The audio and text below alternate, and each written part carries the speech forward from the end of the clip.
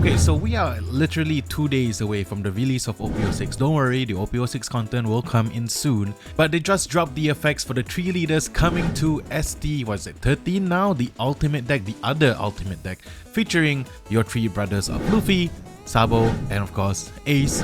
All of them have very unique colors. I haven't talked about them because I've been waiting for the effects, and today is the day.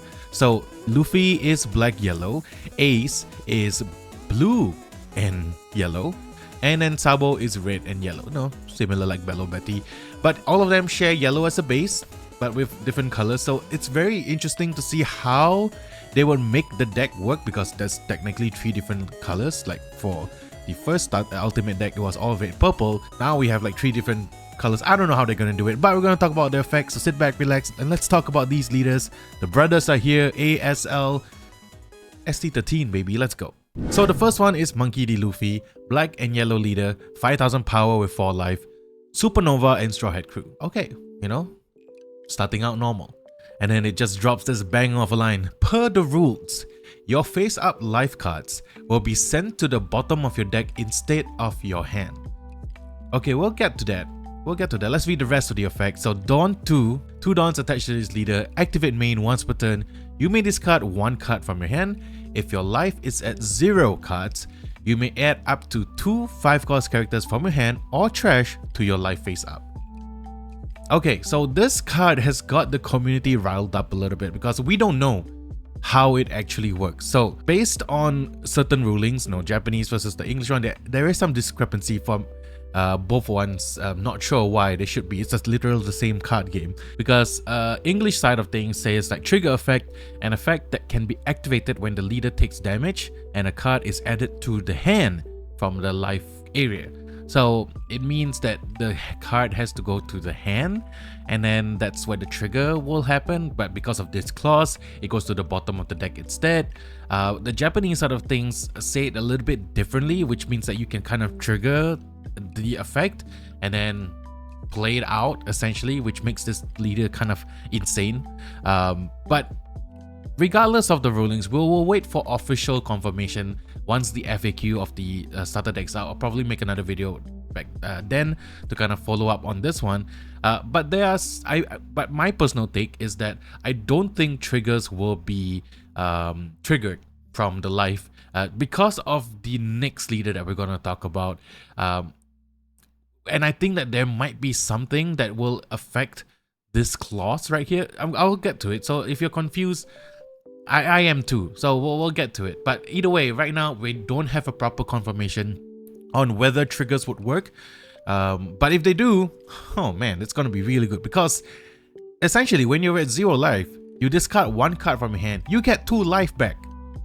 Yes, they are face-up 5-cost characters, and technically, based on the first clause, they won't go back to your hand, but you still get 2 life. Even if they don't trigger or they don't go to your hand, you still have a 2 life buffer. Essentially, it would just be even better if those life, because it's 2 5-cost characters from your hand or trash.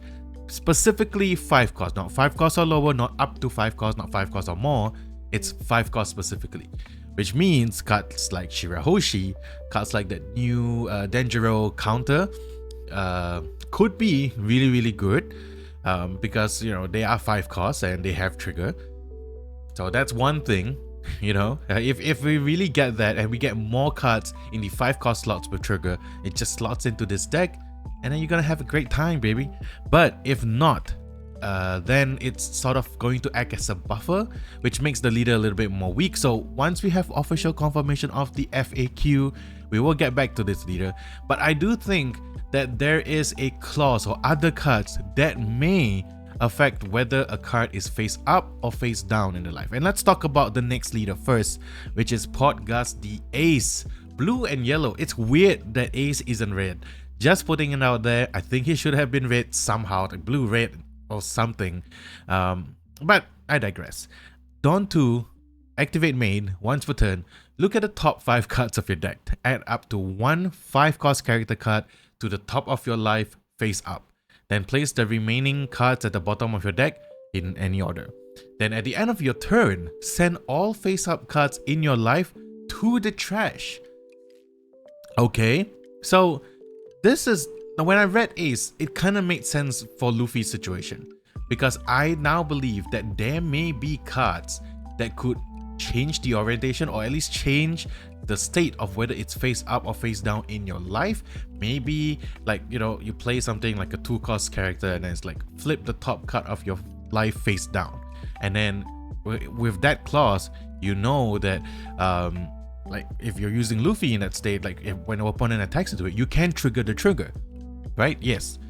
So that's my take on it. I'm not saying that it's gonna happen. It may just be like, you know what, you can put the 5-cost character and then you do something with it with Ace.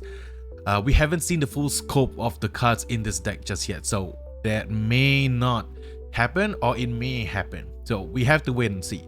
However, with Ace, it's very interesting because it's essentially a searcher and a life gainer because you get to search the top 5 cards of your deck, and then you get to put it into your life. So if it's not a card that will change the whether a card is face up or face down in your life, it may be for a situation, you know, you are able to take that life to your hand, you know, something like a Charlotte Smoothie, something like a Daifuku, you know, where you can swap out a card from life with one card in your hand. That may be a more, I would say, safer way for them to play it. The more outlandish and kind of frankly out there is to like, oh, you can flip one card of your life face down or face up. I don't know. I'm not sure. This is just me talking about my thoughts. But I think that would be cool, because then that would make like Luffy a really crazy leader. But Ace, you know, it's still kind of good. I mean, like, it's a searcher and a life gainer. But you would have to jump through hoops. If it's the second situation where you can put the life into your hand, then it's just a searcher with extra steps, right? So I really hope that, you know, you can flip a top card of your life face down, so that at the end of your turn you don't have to send it to your trash. Or maybe, I don't know. There's a lot of ways that they can go about this, but they need to reveal more cards first before we can have like a proper understanding of how these leaders work. Anyway, let's move on to Sabo. So Sabo is a red and yellow leader, you know, similar to Bello Betty, Revolutionary Army, and Dressrosa, which is pretty cool. 5,000 power for life. Dawn 1, activate main once per turn. You may add one of your cost 3 or higher characters with 7,000 power or higher to the top of your life face up. Then give up to one of your leaders plus 2,000. Oh, sorry, give up to one of your characters plus 2,000 power until the start of your next turn. I really like Sabo. I think it's more straightforward than the other two leaders. First of all, first situation that is immediately in my head, you have a Parasparrow on your field. You put 2 Dawns on Parasparrow, you attack with it, it's a 7k attacker. Alright, it did its damage, and then you put 1 Dawn onto Sabo, you activate main, you put that Parasparrow into your life. Just like that, you gain 1.